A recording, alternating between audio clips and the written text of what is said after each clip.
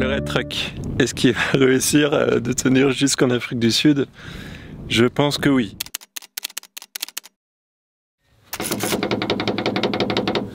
Là on a un croisillon qui est mort, mais qui est carrément défectueux. Cours! Saute! Si je te touche, t'as perdu, bien. Cours! Tes lunettes se sont mis. D'un coup. T'as pas la meilleure des postures là. Là, il y a un gars qui m'a interpellé en 4x4. J'ai pas trop compris ce qu'il m'a dit. Et il était pas très sympa. Ils sont dit dedans là. C'est écrit? Ouais. Oh putain. On fait demi-tour. Ah, je suis en furie là. Bienvenue dans Voyage autour du monde, je m'appelle Bi. Et moi Justin, nous voyageons depuis plusieurs années afin de découvrir la beauté de notre monde. De retour en France, j'ai proposé à Bi de créer le camion d'expédition de nos rêves. Alors, rejoignez l'aventure du Red Truck. Ça y est, aujourd'hui c'est un grand jour. Est-ce que Just One iPhone ou la minute de Justin est devenue complètement has-been? Oui, ça y est, je suis devenu un boomer. Je suis plus au courant des nouvelles technologies. Moi qui aimais tellement ça quand j'étais au lycée. Aujourd'hui, j'ai été contacté par une entreprise qui me dit qu'il y a une solution révolutionnaire pour utiliser Internet sur son téléphone, mais de partout. Je ne savais pas que c'était aussi simple d'utiliser une eSIM. Pour ceux qui ne savent pas, vous avez la carte SIM qu'on introduit dans notre téléphone, donc une carte physique. C'est ce qu'on fait aujourd'hui à toutes nos frontières. On essaye de trouver un gars pour nous en vendre une. Des fois, il y a des petites galères. Des fois, on n'est pas d'accord sur le prix parce qu'on se sent qu'on se fait un peu arnaquer. Bref, c'est pas toujours simple. Tandis qu'avec AirAllo, eh bien, on peut directement précommander une carte et puis l'activer. Alors j'ai déjà précommandé ma carte pour l'Afrique du Sud. Donc là j'ai acheté un forfait de 5 Go. C'est suffisant parce que ça va me dépanner. Il dure 30 jours. Et si besoin, je peux acheter des forfaits de recharge. Le truc qui est assez ouf, et là je suis un peu dégoûté de ne pas avoir utilisé ça avant, c'est que sur AirAllo, on a plus de 200 pays et régions. C'est-à-dire qu'en fait j'aurais pu sélectionner par exemple l'Afrique, et là, avoir 36 pays couverts par ce système de cartes. En tout cas, ça m'aurait bien dépanné quand on arrive aux frontières. Alors, je vais vous montrer un peu comment ça marche. Je sélectionne un pays que vous connaissez peut-être. Je le choisis parce que sinon, Bi, elle va être jalouse si je prends un autre pays. C'est la Thaïlande. Et on peut voir d'ailleurs que les forfaits sont super attractifs en Thaïlande. Pour 9,90 $, donc ça doit représenter peut-être 8 €, on peut avoir un forfait de 10 jours, 100 minutes d'appel, 50 Go de données internet. C'est pas mal, il y a même un forfait à 19,95 $. Vous avez une réduction de 3 € pour acheter votre premier forfait avec le code Justin et Bi3, l'écrivez bien en capital. J'ai préféré utiliser l'application, en plus je la trouve très pratique, c'est super fonctionnel, c'est bien étudié. Dites-moi en commentaire si vous avez déjà utilisé ce genre de carte SIM eSIM. Pour moi c'est vraiment une nouveauté et ça aurait carrément simplifié notre voyage. J'ai une autre nouvelle à vous annoncer avant qu'on reprenne la route, c'est une grande nouvelle. Je vous demande de réserver votre samedi 10 août. Puisqu'en fait, l'idée est de vous rencontrer pour voir tous ensemble le dernier épisode de la série Cap ou pas Cap. Ça va être chouette d'échanger ensemble et de clôturer pour de bon cette partie de notre vie, cette partie aussi sur YouTube de cette série Cap ou pas Cap, du voyage en Red Truck. Donc réservez votre 10 août. Nous en attendant, on a de la route à faire pour quitter la Namibie et rejoindre l'Afrique du Sud. Parce que quand même... Si on tombe en panne ou s'il nous arrive une merde, eh ben, on n'est pas encore arrivé à Pont-l'Évêque. Pont-l'Évêque Normandie, parce qu'il y a deux Pont-l'Évêque, c'est là où on mange le fromage, ne vous trompez pas. En arrivant en Namibie, nous ignorions que 19% du territoire était protégé par des parcs nationaux et des réserves. C'est d'ailleurs le seul pays au monde à avoir préservé l'intégralité de sa côte. C'est sans doute pour cette raison que c'est devenu une destination prisée pour les touristes. Cependant, dans certaines zones, il est important de prendre connaissance des règles et des lois. Par exemple, nous circulons dans le parc national de Namib-Nokluft. Il comprend de nombreux trésors, comme le plus ancien désert au monde, une chaîne de montagnes et un magnifique lagon. Avec le Redtruck, nous avons acheté un permis pour circuler, mais l'accès aux pistes de sable nous est interdit. C'est bien dommage car nous souhaitons avant tout visiter Sandwich Harbour, l'une des zones les plus iconiques avec ses gigantesques dunes au bord de l'eau. Malheureusement, il y a eu tellement d'accidents que l'accès est réglementé pour les voyageurs en camion. C'est un peu déroutant lorsque l'on commence à maîtriser son véhicule, mais nous comprenons qu'il est nécessaire de cadrer les visiteurs. Certains découvrent la conduite d'un 4x4, les pannes mécaniques et les crevaisons qui sont fréquentes sur ce type de terrain. Avec autant de risques liés à l'autonomie en milieu désertique, nous avons vraiment la sensation de nous faire materner par les rangers. Il n'y a pas de chance, regarde, le fusible pour le démarreur était KO, donc il ne pouvait pas redémarrer. Et le fusible, vu qu'il a fondu dans la boîte à fusible, ben, il ne pouvait pas le retirer. Donc on a un peu forcé et retiré le fusible et on a pris un fusible équivalent, celui des fenêtres, bizarre, pour faire démarrer le véhicule. Heureusement, nous avons réussi à redémarrer leur 4x4 car ils n'avaient pas prévu de ration alimentaire en cas de pépin. On comprend mieux l'utilisation des permis, cela permet avant tout de compter les voyageurs afin d'éviter de les perdre. Il est recommandé d'avoir un GPS, un téléphone satellite, 5 litres d'eau par personne, de la nourriture, une trousse de secours, des réserves de carburant, 2 roues de secours et se déplacer à 2 véhicules. Ou confier son itinéraire à une agence. J'ai acheté un permis là pour 20 € et on est obligé de passer par là dans tous les cas. Mais le permis permet de sortir de la piste et d'aller visiter potentiellement des petites montagnes et tout. Mais je vais vous montrer. Et je sais pas trop ce qu'on peut visiter pour 20 balles. Il y a rien, c'est le désert. Il y a un truc là-bas, non? Non, il n'y a rien. Il y a une montagne ou une dune, je sais pas, j'arrive pas trop à voir.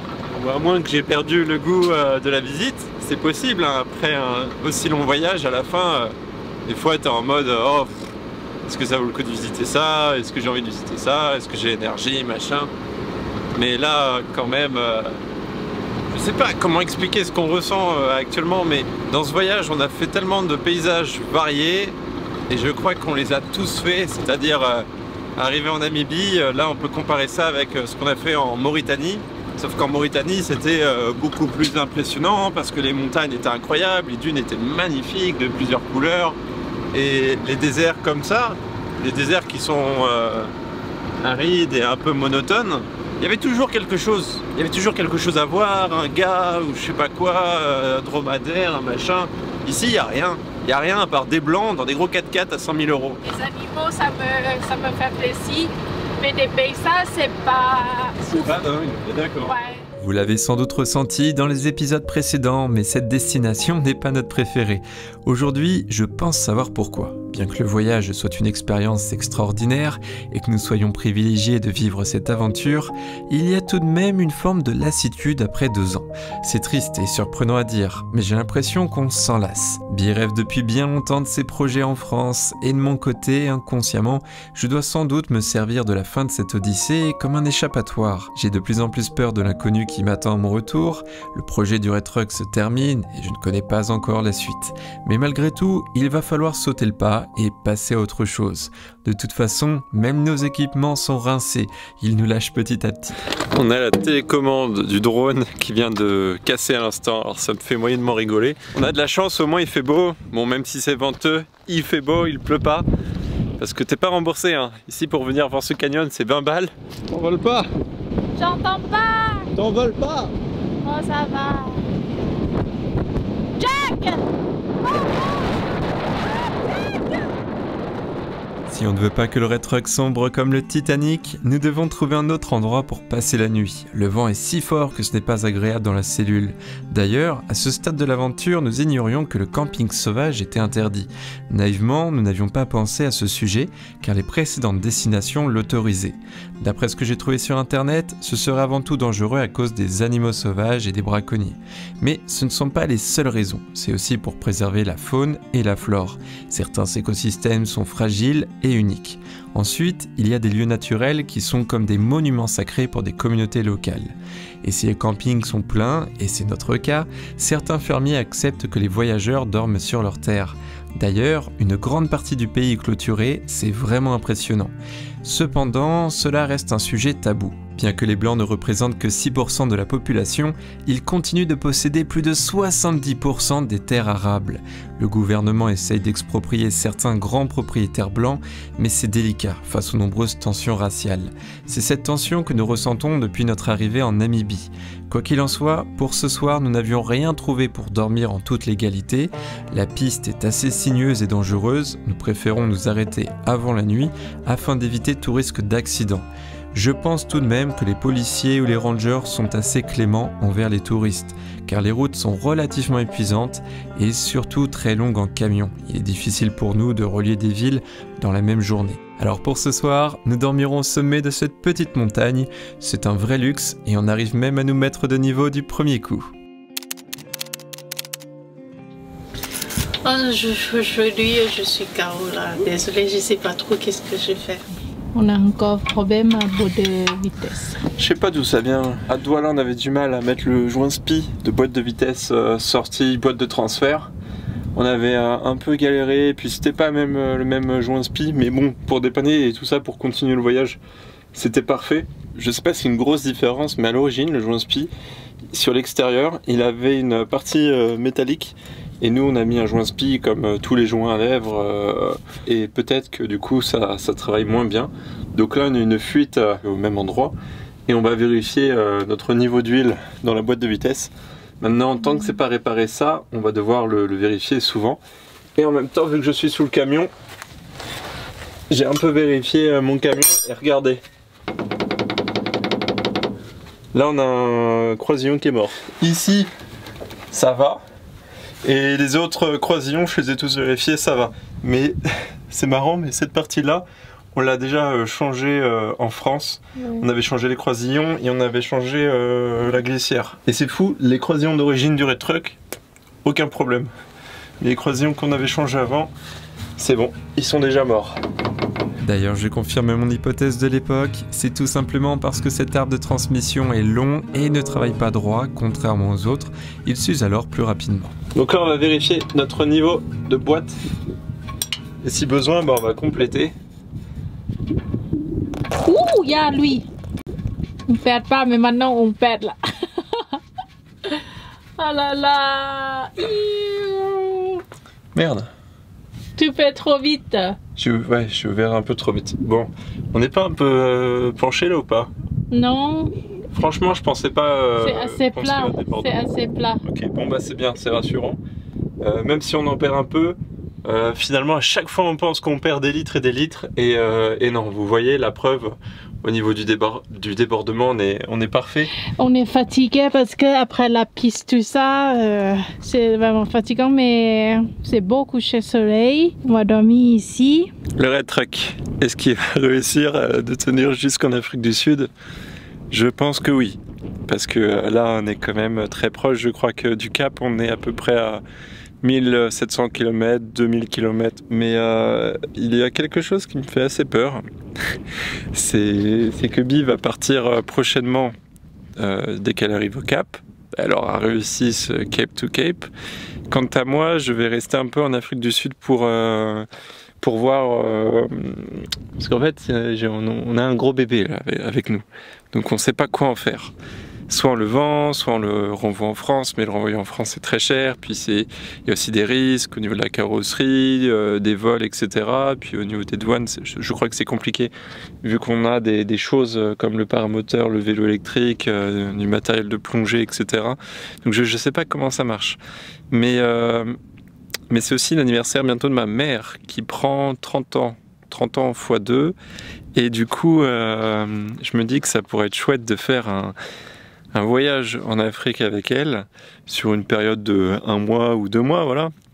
Mais avec le Red Truck, elle a toujours rêvé de découvrir d'autres pays africains. Elle a déjà fait donc le Sénégal avec nous quand elle est venue nous rejoindre, le Burkina Faso, le Maroc, et je crois que c'est tout. Donc venir faire l'Afrique australe, ça serait pas mal pour son anniversaire. Mais dormir dans le Red Truck en Afrique, je trouve que c'est encore plus de gueule. Donc là je suis en train de réfléchir pour essayer de faire venir ma mère en Afrique. Mais le Red Truck me fait peur, parce que Là, on est dans une aventure, mais quand ma mère va venir, j'ai pas envie que ça soit une aventure. Comme quand ils sont venus au Sénégal, c'était bien parce que c'était un voyage reposant, touristique, en même temps familial, donc c'était parfait. Et là, avec ma mère, j'ai plutôt envie de faire un voyage un peu souvenir, anniversaire, familial, touristique, mais pas aventure. Voilà. Vous savez, ce camion-là, il n'a pas été conçu pour traverser l'Afrique ou traverser un continent ou faire de la longue distance. C'est un camion, lorsque les pompiers ont passé commande à l'époque chez RVI, ils ont dit ok, nous on a besoin d'un camion d'intervention, voici le cahier des charges, on a besoin d'un véhicule pour porter 2 tonnes d'eau, qui puisse rouler 30 000 km dans sa vie, qui soit facile à entretenir, qui soit basique pour les gars et qui soit surtout pas cher. Parce qu'on ne sait pas ce qu'on va faire du camion. Ça se trouve, on va le retourner lors d'une intervention ou il va brûler. Donc, le boulot de RVI, c'était de fabriquer un véhicule répondant à tous ces critères et surtout qui soit accessible niveau prix, robuste, parce que c'est des camions qui roulent très peu. Voilà. Donc, quand même, pour une cabine qui a 30 ans, ça tient bien. Mais là, on peut voir ici, j'ai l'apparition d'un point de rouille en dessous et la tôle elle est fine. Et du coup, cela demande un certain entretien pour préserver cette petite cabine. Dans le dernier épisode par exemple, nous avons soudé des renforts car en utilisation intensive, les points de soudure ont tendance à céder avec le temps. De plus, le sel pénètre très facilement dans les corps creux, ce qui peut rapidement ronger le plancher. Dès le début du Red Truck, on m'avait donné un peu ces défauts. Je savais qu'est-ce qui allait péter en premier quoi. Ça, c'est bien de savoir ça. Et donc, si ma mère vient, je ne sais pas encore où l'emmener. Peut-être, donc forcément en Afrique du Sud, parce que le voyage, il commencerait là-bas. C'est plus simple d'arriver au Cap ou à Johannesburg. Après, je sais elle rêverait d'aller en Namibie, parce que c'est un pays qu'on entend beaucoup parler. C'est un pays, j'ai l'impression, il n'y a plus de couleurs. C'est un pays fade. Il n'y a plus de musique, plus d'ambiance. Personne se fait coucou, personne se dit bonjour, plus de petits trucs sympathiques quoi, et tout le monde est dans sa caisse, à rouler à fond dans la poussière. C'est même pas si les gens écoutent de la musique en roulant, tellement que t'as l'impression que c'est une ambiance fade, voilà. Et ça fait bizarre parce que l'Angola, qui est un pays où la musique, tu l'entends à tous les coins de rue, sur la route, des fois tu te demandes s'il n'y a pas une enceinte cachée dans le désert parce que tu arrives à entendre de la musique au loin. Et puis les vêtements, les couleurs et tout. Les seuls qui donnent de la couleur en Namibie, ce sont les Nimba, voilà, qui sont tout rouges. Mais à part ça, je trouve que c'est un pays fade. Et donc revenir ici avec ma mère, ça serait une possibilité parce que c'est pour le coup par contre un pays simple. Vous voulez un pays sans vous prendre la tête, trouver facilement des hôtels, des restaurants, des machins, voilà, la Namibie. Et même la nourriture, vous savez, pour nous la nourriture c'est super important. Je veux manger allemand, genre en Allemagne. Je vais pas en Namibie pour manger de la schnitzel. Les seuls plats que j'ai mangés en Namibie, ce sont des plats allemands. Donc en plus j'ai du mal à les prononcer. Non, j'ai pas encore mangé une spécialité vraiment locale quoi. Déjà que j'ai traversé l'Asie, l'Europe, l'Afrique en mangeant thaïlandais presque toutes les semaines, non franchement je suis à plaindre. Pauvre Justin, on est bien loin de l'époque où les gens m'invitaient à préparer le repas avec eux, où je profitais pleinement des saveurs locales et des boissons artisanales. La belle époque, le Red Truck nous a clairement embourgeoisés. Et ce confort, très agréable, nous a sans doute privés de partager des expériences avec les habitants. Il y a aussi 2 autres facteurs qui pèsent dans la balance. L'un concerne le montage vidéo qui demande énormément de travail et j'ai besoin d'un endroit calme pour me concentrer. Et enfin, c'est un voyage en couple, il est plus difficile de faire des rencontres. Seul, on est plus apte à s'ouvrir aux autres. Tandis qu'à 2, je pense que l'on intimide et les gens n'osent peut-être pas nous déranger. Quoi qu'il en soit, j'ai beaucoup de chance d'être le goûteur des recettes de Bi. J'espère que l'entraînement qu'elle a suivi durant cette aventure lui permettra un jour de s'épanouir dans la restauration. En attendant, son livre de cuisine est toujours disponible si vous souhaitez imiter certains de ces plats que vous apercevez de temps en temps en vidéo. Tu vois, maintenant la couleur ça change. Qu'est-ce que tu nous prépares Bi ce soir? Le riz avec du porc caramélisé.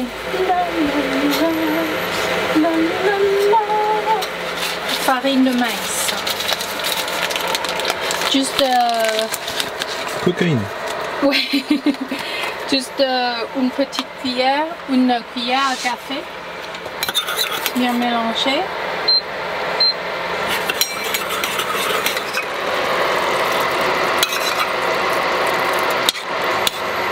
Après, tu vas voir s'écrouler un petit peu. Ça sent bon en tout cas. C'est trop bon. Tu vas goûter? En Thaïlande, on dit à ce repas khao kruk kapi. Donc, on va manger avec du porc sucré. Voilà. Mais en français, le nom plus joli, c'est porc caramélisé. Mais normalement, c'est porc sucré. Normalement, origine, on va mélanger le riz avec pâte de crevettes. Mais normalement, ça vraiment pue pour vous. Je vais faire l'ail frit et après mélanger avec le riz.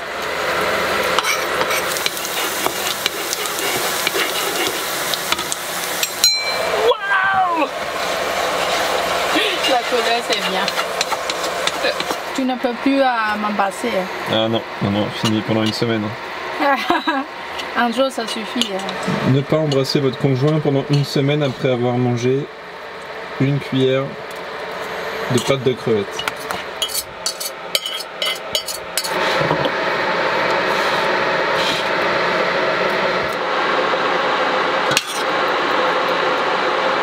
Et après, pour manger, il faut tout mélanger. C'est ça, le repas. Waouh, c'est vraiment très joli. Hein. Qui t'a appris à cuisiner ce plat? Tous les plats, ça vient de ma famille. Toutes les choses que ma famille m'a appris depuis que j'étais petit, c'est toutes les choses qu'on a mangées dans la famille. Voilà. Juste n'oublie pas de mettre le lien sous la description de la vidéo, donc vous pouvez cliquer. Le livre de Titapa Prapatpong. Ce repas, il faut tout mélanger ensemble. Mais tu détruis tout, c'était tellement beau. Et ça sera plus bon. Moi je suis incapable de mélanger, alors j'ai demandé à Abby, vas-y détruis tout ça pour moi parce que je trouvais ça trop beau. J'aime pas casser les assiettes. Ah ouais, c'est bon. Après la piste qu'on a eue aujourd'hui, ça fait du bien. J'en peux plus là. Et le porc, ça va? C'est pas trop sucré? C'est sucré, mais ça va. Il est très tendant. Bon appétit! Bon appétit! Yes, j'adore ça.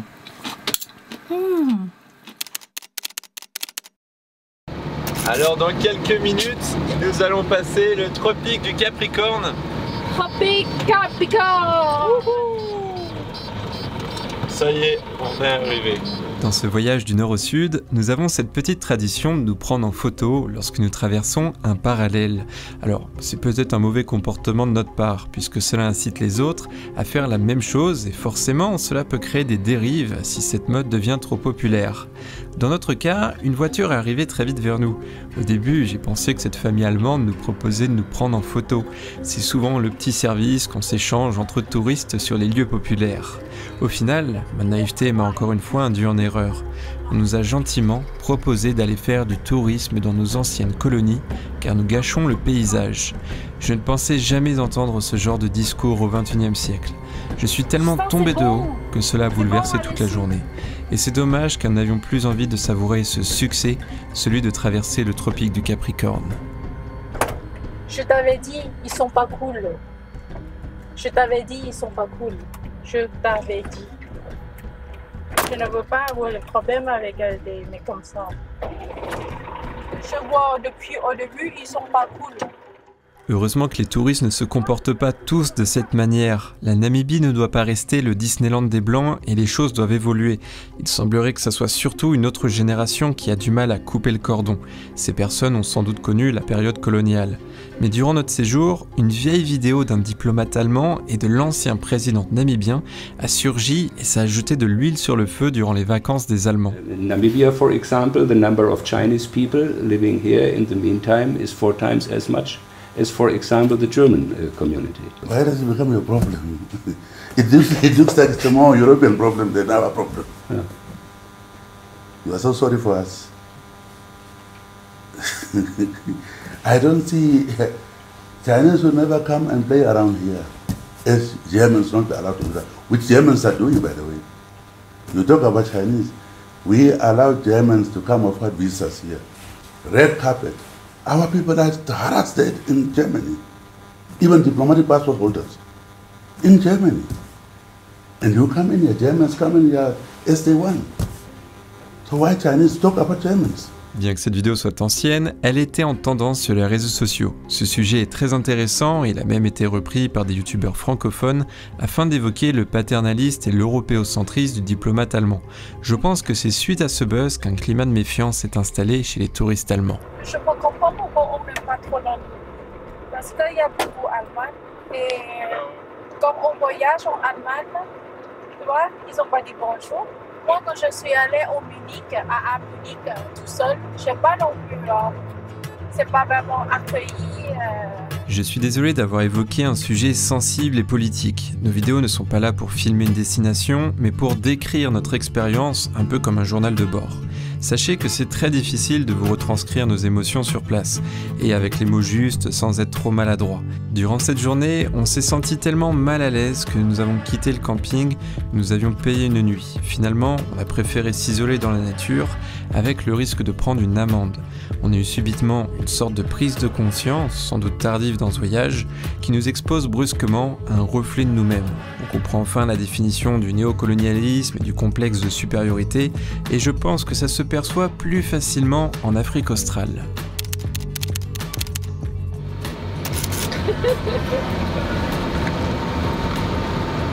Ce que je comprends pas en Namibie, au lieu de faire des routes bitumées et de les faire bien pendant 20 ou 30 ans, ils font que des pistes et ils entretiennent les pistes. Alors c'est peut-être un but naturel et tout ça, écologique, de pas mettre du goudron, etc.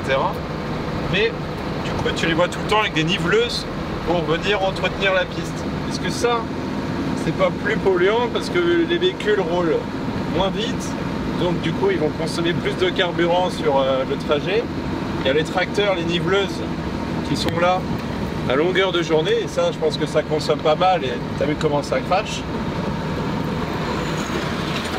Et ensuite, eh bien, toute la poussière que tu te prends dans l'habitacle, dans tes poumons, je pense que ça réduit aussi ton espérance de vie. Parce que sans arrêt on est en train d'éternuer, de tousser. Je ne suis pas forcément convaincu de l'utilisation des pistes. Peut-être économiquement c'est moins coûteux. Je sais pas, j'ai l'impression qu'ils sont tout le temps en train de les entretenir. Et on oublie de dire aussi que pour la mécanique des véhicules, eh ben, ils tiennent moins longtemps, quoi. Ça fragilise beaucoup les véhicules sur le long terme. Même le moteur, parce que tu es sans arrêt en train de souffler ton filtre à air. Regarde la poussière. Pour nous deux, les pistes namibiennes resteront la partie la plus difficile de ce voyage. Alors, ce n'est pas technique, il n'y a pas de bourbier ou des obstacles, mais c'est plutôt cette lenteur qui a été éprouvante. On a l'impression que les secondes deviennent des minutes, car le paysage semble figé. C'est comme faire du surplace. Nous nous dirigeons maintenant dans une partie du parc qui regroupe les principales attractions touristiques du pays. Tout le monde nous a recommandé d'y aller, il paraît que l'on va se régaler. As-tu vu cet étrange animal qui s'appelle le touriste? Il y en a partout en Namibie. Et en plus, ici, ce touriste a une particularité. Il a une peau extrêmement blanche. Et ça, c'est vraiment dingue. J'ai jamais vu autant de touristes blancs dans cette contrée. Alors, parfois, il y a un touriste qui tombe. C'est ce qui provoque le plus de décès dans ce petit canyon.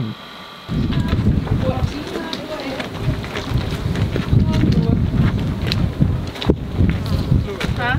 Ça va? Ouais, ça va. Aimes-tu tes vacances en Allemagne? C'est bizarre. Es-tu content d'être retourné en Allemagne?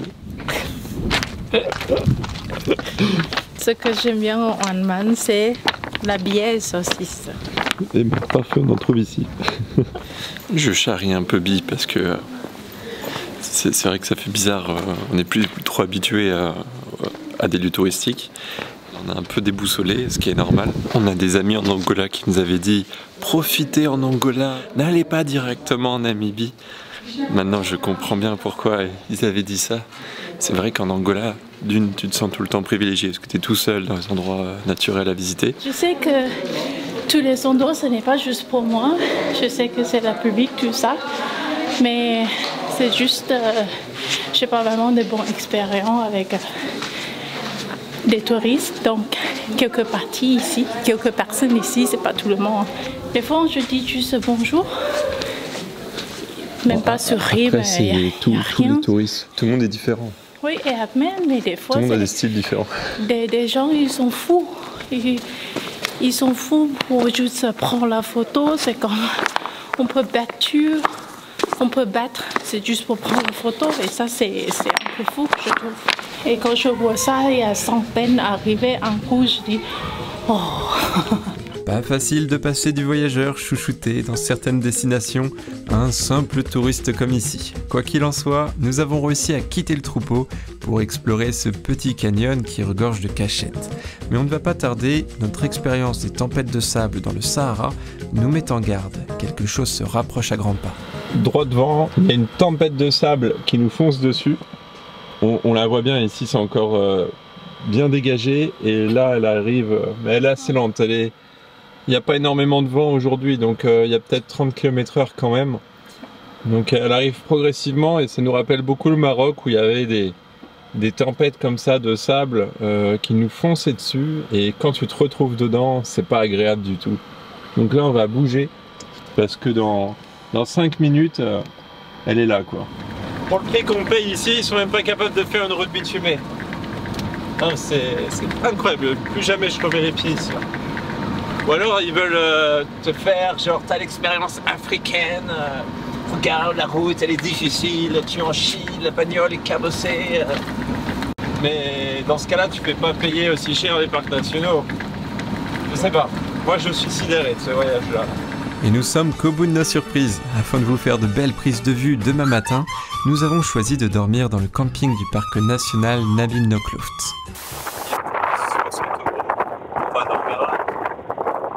On a payé juste pour la place, c'est ça. Ça me fait un peu mal. 60 €. Hier soir, alors que c'était 1000 €. Non mais n'importe quoi. Tu fais des efforts, tu aménages un camping, enfin tu t'appelles pas ça camping. Ça c'est des droits. 60 balles. On a la route à côté, on a le bruit des voitures en prime. Là c'est quand même vraiment prendre les gens pour des cons. Désolé mais on a vraiment payé 60 € pour dormir là. Putain, je reviens pas. C'est pour ça qu'il n'y a pas de photos sur le site. L'attrape touriste et on est tombé en plein dedans. En fait, il y a juste un avantage de payer 60 € pour dormir sous un petit arbre, c'est qu'on est déjà dans le parc national. Et donc, on a la possibilité de prendre la route 1 heure avant les gens qui sont à l'extérieur du parc national. Et on peut rentrer au camping, je crois, 1 heure après la fermeture officielle des portes. Donc voilà. Il n'y a que ça comme avantage. Attention, si tu arrives avant l'heure d'ouverture ou si tu es en retard au moment où ils ferment les barrières, tu peux te prendre une amende. Donc là il est bientôt 19 h. Ce soir on a la permission de jouer dans le parc jusqu'à 19 h. Mais ensuite il faudra rentrer. Le camping est juste là-bas. Donc ça va, c'est pas très loin. Et en attendant, on a passé une petite partie de la journée ici. J'ai pu bosser dans le camion et en même temps on a croisé un couple de Français qui voyagent avec leurs 2 enfants, dont un qui nous suit. Salut Jules, si tu vois cette vidéo. Donc c'était assez chouette de discuter avec eux. J'ai soif. Oh bah non, on ne fait que de boire dans le Red Truck.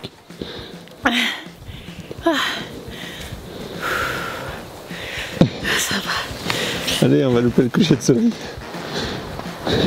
C'est nuageux aujourd'hui.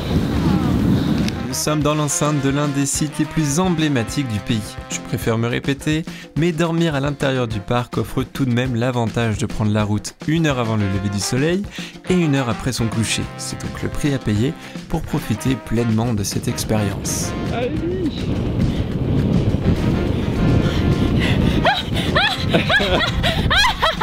Ouais. Bravo. C'est l'entraînement pour demain. Ça y est là, tu peux vomir, vas-y, crache tes poumons. La famille japonaise là, c'est comme il a envoyé le plus grand enfant redis si tout va bien ou pas. Et l'enfant dit ça va pas. Ils ont arrêté là-bas. Moi, l'avantage du vent, c'est que ça retire tous les touristes. Donc là, ça y est, il n'y a plus personne sur la dune. Ils se sont tous envolés d'un coup.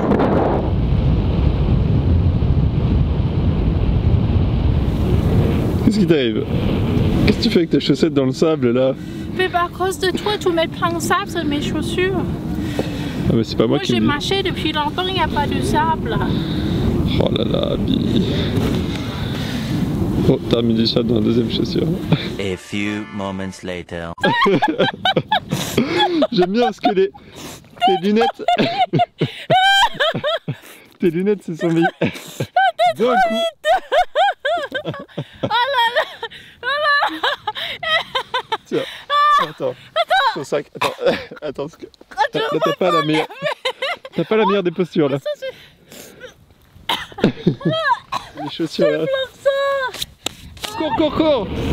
Saute.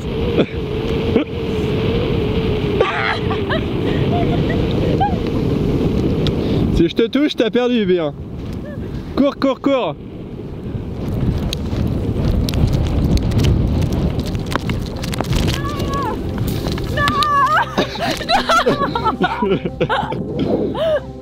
La journée se termine et le ciel n'est pas assez dégagé pour voir le coucher du soleil. J'espère que demain nous serons plus chanceux pour voir son lever. Quoi qu'il en soit, nous avons eu une belle surprise juste avant de retourner au camping. Un oryx est venu reprendre son territoire.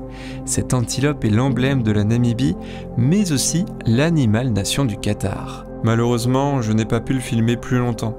Bi en a fait un plat thaïlandais, côtelette d'oryx aux épinards.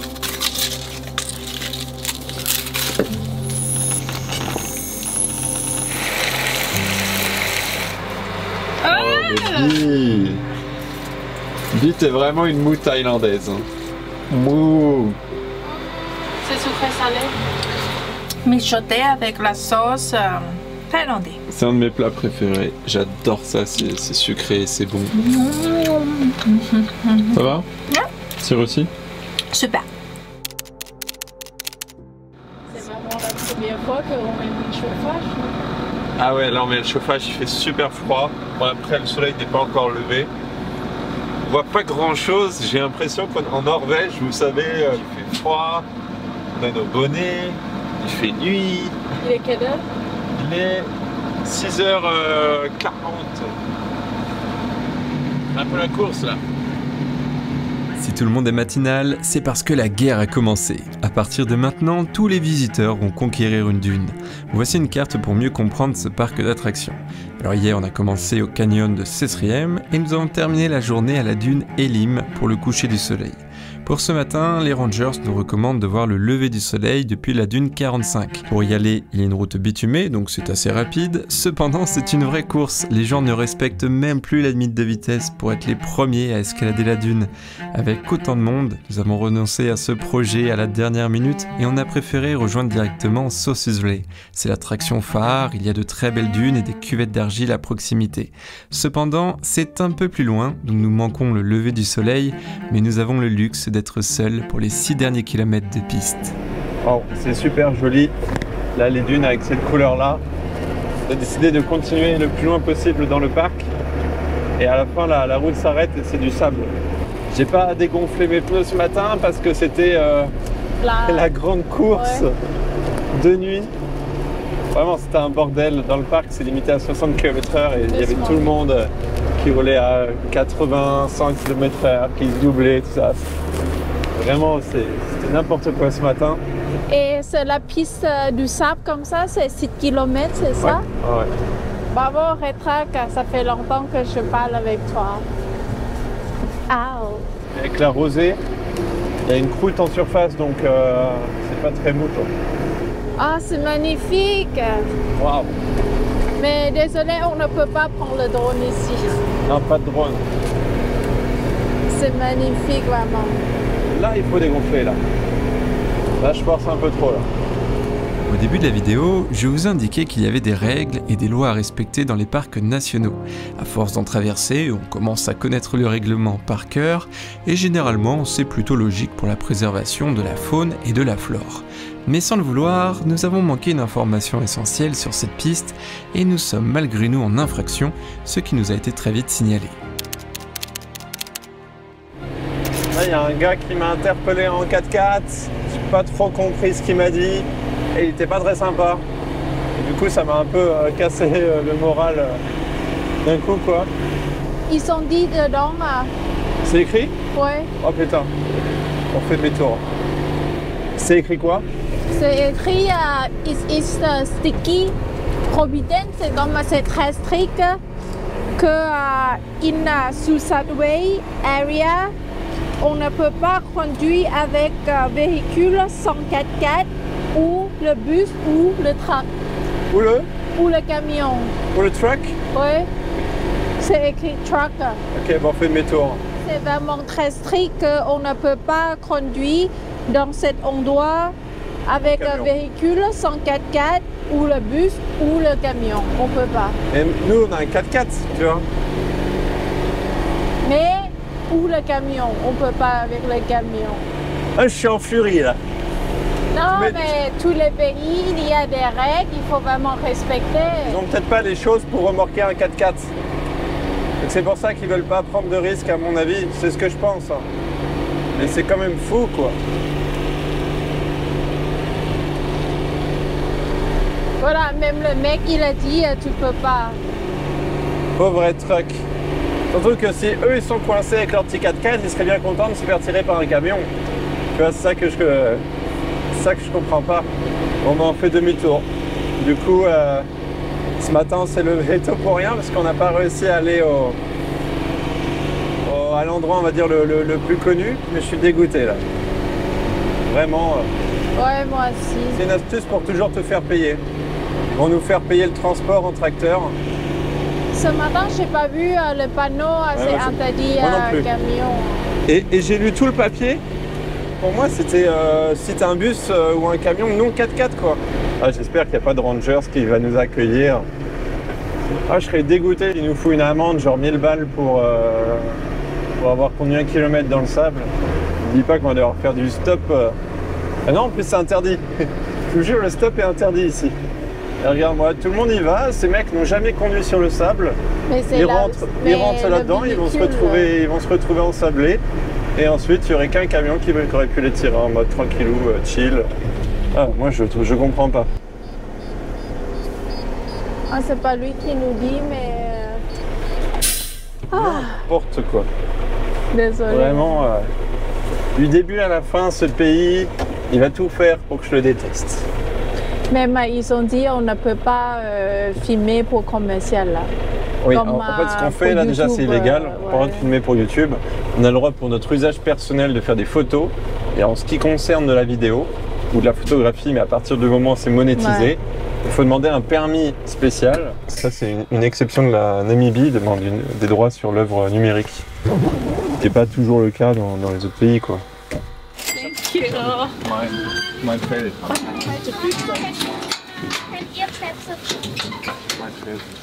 Thank you so much.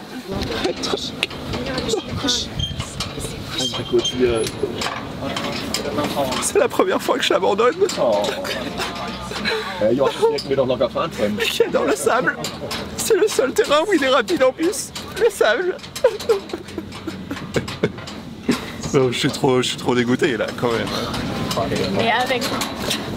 Et avec notre rectangle, c'est beaucoup plus confortable, beaucoup plus à l'aise. Mais il fait beaucoup plus chaud. Ouais, on a chauffage en plus. Et ça saute au moins, c'est plus confortable. Ouais. Et c'est un peu n'importe quoi, mais il faut respecter. Voilà. Alors le mec il est content en plus, on les traces du red truck parce que j'ai bien tout aplati. Ça a bien retiré les petits tas de sable, vous savez. Suivre un camion dans le sable c'est génial, donc ça fait des belles traces quoi, bien larges surtout. Donc là il est là-dedans, je vous jure il est là-dedans. Ouais.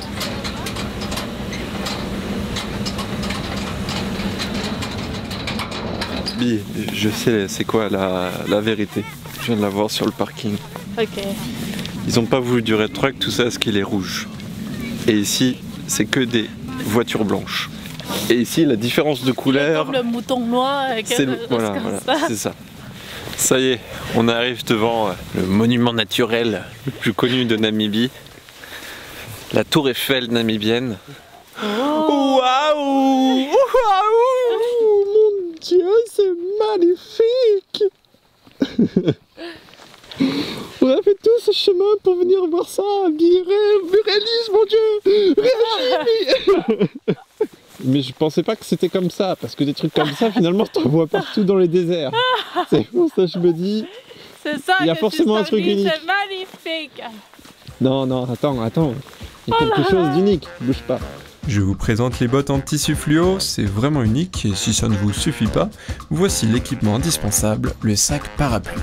Donc là, pendant les 20-30 prochaines minutes, on devrait être tranquille. En ce moment, il fait frais, donc c'est bien pour monter quand il fait pas très chaud. Il y a un truc qui est drôle avec Bi, c'est que ici il n'y a personne. Donc disons que c'est l'idéal pour se balader ici et être tranquille. Et Bi, dès qu'il y a d'autres asiatiques, c'est comme un aimant, elle a tiré et là il y a déjà beaucoup plus de personnes. Je pense que je peux dire à eux qu'ils ne peuvent pas toucher les arbres. Dans 5 ans il n'y aura plus rien ici, ça sera détruit. Mais il faut garder le plus longtemps possible. Est-ce que tu es jalouse? Est-ce que toi tu veux... T'es jalouse, tu veux des bottes oranges? Ne prends pas la photo. Je sais pourquoi tu es jalouse. Non, mais... C'est pas pour les bottes, c'est pas pour les bottes.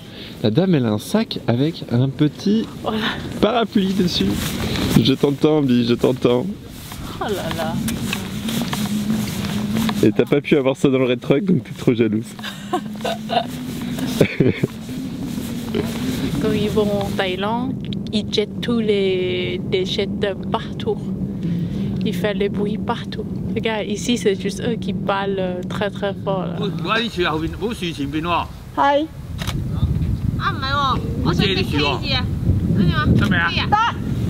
Mais ça me rappelle un peu ma mère. Avec la couleur, tous les vêtements, ma mère c'est pareil, prend la photo tous les 10 secondes, je sais pas. Alors maintenant c'est un peu moins drôle, il faut monter la première dune ici, marcher sur sa crête et ensuite monter tout en haut. Ça c'est Big Daddy. Alors en vidéo on s'en rend pas compte mais c'est très impressionnant et on voit là-haut des gens qui sont déjà arrivés sur sa crête. Je pense qu'il faut 1 heure pour monter là-haut. Bi au bout de sa vie. Culminant à 325 mètres de hauteur, la dune Big Daddy est la plus haute de Namibie et dépasse même la Dame de Fer. Oui, vous avez bien entendu, on va escalader une sorte de tour Eiffel, mais dans le sable mou, c'est assez physique. Heureusement que la descente semble plus amusante. Courage!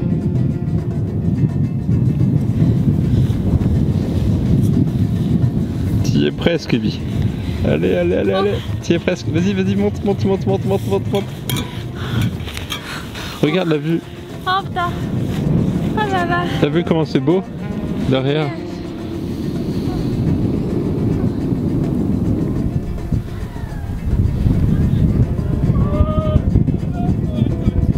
Alors c'est pas super large ici.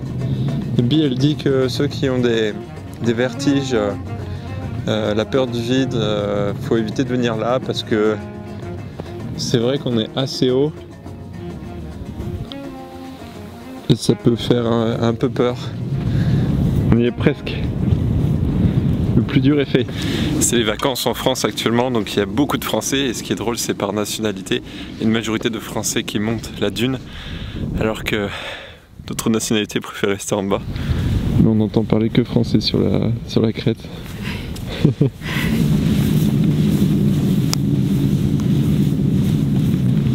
En 1 minute t'es en bas. 1 heure de montée pour 30 secondes de descente, ça c'est faux. Là elle est loin. Oui, elle voit une photo avec son téléphone. C'est la première fois que je le vois. Qu'est-ce qui s'est passé, oui? Bah, un moment, Tristan il m'a pris, il m'a fait comme ça. Juste gérer la frustration. Vous n'êtes pas assez grave. Merci, j'en ai déjà pris. Non, merci. J'ai l'impression qu'on est sur la dune du Pilat parce qu'on entend beaucoup parler français autour de nous. Du coup, c'est très déstabilisant après 1 an et demi de voyage en Afrique. On n'a pas encore entendu vraiment l'accent, tu sais, des différentes régions de France. C'est assez drôle. Les différents accents français? Ah ouais. Moi, je comprends pas. Accent parisien, on a beaucoup autour de nous. Et accent de Nantes. Ouais. Nantes. Criez pas. 2, 1, vas-y. Allez, courez.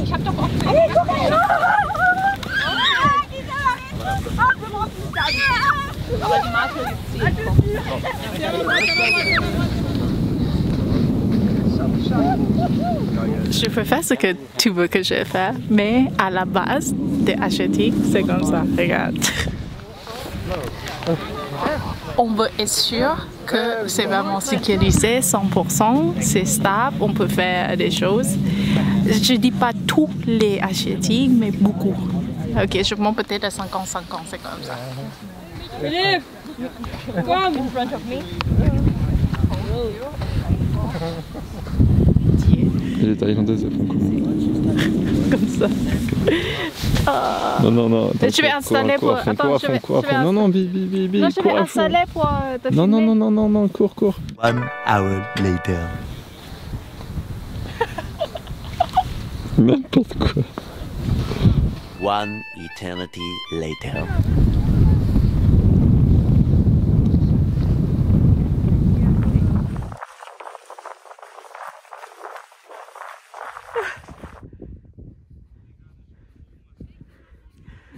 Plus vite! Non! Attends, je te promets. Écoute. Fais pas ton bébé. Écoute. Je te promets le moitié là-bas, d'accord? Laisse-moi tranquille là-bas. Viens, on passe le fil, viens. Non, donne-moi ta main, Mais non! Si je tombe avec GSO. On tombe pas. Oh. Non! Donne-moi ta main. Attends, laisse. Ça c'est un peu haut. A little longer than a few minutes later. Un peu plus le. Fais-moi confiance. Tu vas pas tomber, je te tiens. Je te tiens. Tu sautes comme ça. Wouhou! Ah là. Allez vite, tu vas la déplacer. Mets tout clignotant. Tac. Allez. Le camion arrive.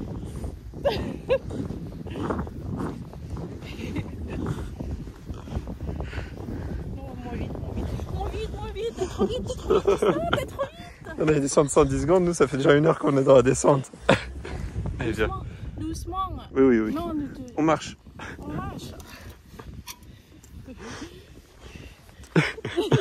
j'aime pas quand tu dis on marche. Un pas de toi, c'est 2 pas de moi. Attends. Allez, vie. Ouais. Bah voilà. Freine. Bon, ça y est, on a fini la balade. C'était assez chouette. Bi se remet de ses émotions. On attend maintenant le taxi pour retourner au Red Truck. C'est un peu chiant, ça fait 30 minutes qu'on attend. On attendait depuis 30 minutes un chauffeur. Le gars il vient, super, on discutait avec lui. Là il y a une troupe d'Allemandes qui nous a vraiment dégagé. Ils ont dit non, nous on est en supériorité numérique, on va à Big Mama. Et ils ont embarqué, ils nous ont vraiment dégagé. Hein. Vraiment pas sympa. Hein. Des connards. Putain, j'avais vu ça. Alors j'ai peut-être mal compris, c'était peut-être un groupe qui ne voulait pas se séparer. Cependant, je reste juste choqué de la manière dont les gens peuvent se montrer respectueux et impolis. Lors du trajet retour, on a retrouvé le sourire en admirant tous les véhicules plantés dans le sable. Et l'ironie, c'est que les rangers se cherchent de l'aide car le tracteur a crevé. Dommage qu'un camion rouge rempli d'outils ne puisse pas passer par ici, son équipage aurait pu dépanner tout le monde. Là ils ont besoin d'un cric, ils ont besoin d'un camion. Ils n'arrivent pas à le tirer le pick-up. Alors qu'on a tout, on a le cric pour lever le tracteur, la déboulonneuse et tout ce qu'il faut pour tirer le petit gars là en 4x4, mais il est coincé. Normalement, on a plutôt le cœur sur la main et on adore aider les gens qui sont bloqués. Mais cette fois-ci, lorsque les rangers nous ont demandé de l'aide, on n'a fait aucun effort. Et finalement, je le regrette, car ce n'est pas notre mentalité. D'ailleurs, on s'est fait critiquer par les guides et finalement, nous sommes devenus aussi des mauvais touristes. Regarde, ils sont nous regarder comme... regarde le mec là. J'aime pas vraiment la façon que les gens nous regardent. Non, ils regardent comme... Ils se disent putain, mais c'est vraiment une Thaïlandaise ou pas? Non, ils regardent comme ça. Regarde, ils s'arrêtent pas à regarder. Mais stresse pas, c'est bon. On va manger le sandwich. Je ne sais pas si les touristes allemands ils se comporteraient de la même façon dans un autre pays. Je pense pas. J'ai l'impression que c'est vraiment ici en Namibie où je sais pas, j'ai l'impression qu'ils se sentent comme chez eux. Peut-être que certains d'entre vous sont déjà allés en Namibie et qu'ils ont ressenti la même chose, peut-être que d'autres non. Mais je trouve que le climat dans les lieux touristiques, je parle surtout dans les lieux touristiques, il est malsain. Alors j'essaye aussi de comprendre et de les comprendre. Là actuellement, ce sont majoritairement des Allemands âgés.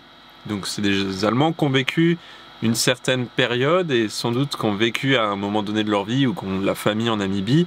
Je crois que la Namibie c'est un des derniers pays africains à enclencher la décolonisation. Mais peut-être que dans leur histoire, eh bien, ça fait qu'ils ont ce comportement-là. Mais c'est un comportement qui est malsain et qui est mauvais pour les autres gens qui sont là en train de visiter avec eux parce que ça crée un climat d'infériorité, mais de dingue et c'est dégoûtant. Tu vois, là, je disais plus rien tout à l'heure dans le véhicule. On se faisait prendre la place comme ça, eux, c'était les grands leaders à prendre le taxi là, et on est tous des touristes, il y a une file, ils sont même pas capables de respecter une queue, alors voilà, j'avais besoin de dire que j'en ai marre. C'est la première fois que j'en ai marre comme ça. J'ai jamais ressenti ça en voyage. J'ai fait plein de pays, j'ai jamais ressenti ça. Et j'espère surtout en voyant ce mauvais comportement que j'ai pas ce comportement moi dans d'autres pays. Je serais extrêmement gêné et mal à l'aise de me dire que ok, ça se trouve aux yeux des autres touristes, j'ai ce comportement dans certains pays. Vraiment, je m'en voudrais beaucoup. C'est la première fois que je ne prends pas plaisir à monter une vidéo et ça se ressent sans doute. Nous sommes négatifs, dubitatifs, ce n'était pas une bonne période pour nous deux. Alors dans le prochain épisode, nous allons essayer de quitter la Namibie plus tôt que prévu pour débuter un nouveau chapitre que j'espère plus joyeux. Alors rendez-vous jeudi prochain car la découverte du monde n'attend pas et avec le sourire. Et on souhaite aussi remercier tous ceux et celles qui viendront nous voir le 10 août au cinéma. Retrouvez toutes les informations en description. Ainsi qu'un grand merci à Airalo qui nous a offert notre connexion internet. N'oubliez pas notre code promo si vous prévoyez de voyager à l'étranger. A très vite et prenez soin de vous.